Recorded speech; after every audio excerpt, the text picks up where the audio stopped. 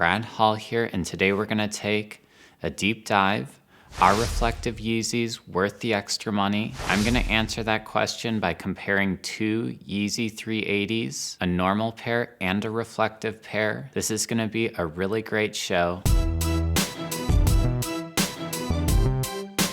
Reflective and non-reflective Yeezys have been releasing alongside each other for a while now. The reflective pairs are always more limited, and they typically do have better value in that secondary market. I personally have not had much luck getting my hands on a reflective pair, but I did finally do that with this one right here. It is the Onyx reflective, and I also have that non-reflective pair right next to it.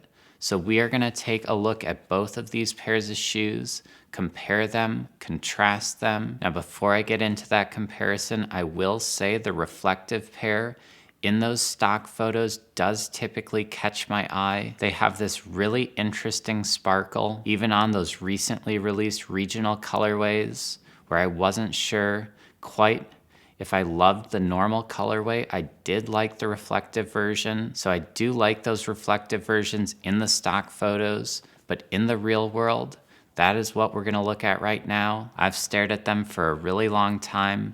I cannot tell them apart. The reflective pair shows no signs of reflectiveness. Of course, it's a totally different story when you take a photo with a flash on. I knew that flash was gonna be a big difference maker, but I was kind of hoping that you would just get some kind of shimmer in normal light on that reflective pair, maybe something similar to that stock photo where it's not an overwhelming flash of light, but just a little sparkle on there. That's what I was hoping for. Unfortunately, you're not getting that unless you take that flash photograph. So is the reflective version worth the extra money? Unless you're a collector, I think the answer is probably no, and here is why. The reflectiveness is limited to flash photography. Unless you're a celebrity or you're always going to nighttime birthday parties, you are not gonna maximize that reflectiveness. And then the other reason that I don't think it's worth it, you can actually turn a normal pair into a reflective pair really easily. You can do it for not a lot of money. And great news, you are gonna be able to see those sparkles in any lighting situation. I am gonna show you how to do that right now. You'll need to take a trip to a craft store to pick up two items, some small sparkly beads and some pins. Then what you're gonna do is carefully pin those sparkly beads to that knit upper. Be very careful, you don't want the sharp end of the pin inside of the shoe. Make sure that goes on the outside of the knit, so cover that upper.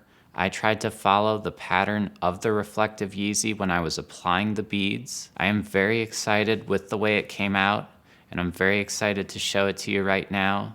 I think you're gonna be pretty much blown away by it. So here is that reflective pair in normal light. You can see it's not shimmering. And then here's that version that I made. You can see the shimmer on that custom reflective version. It just looks amazing to me, and I definitely think that is the way to go if you're after that reflective look. So that is my show for today.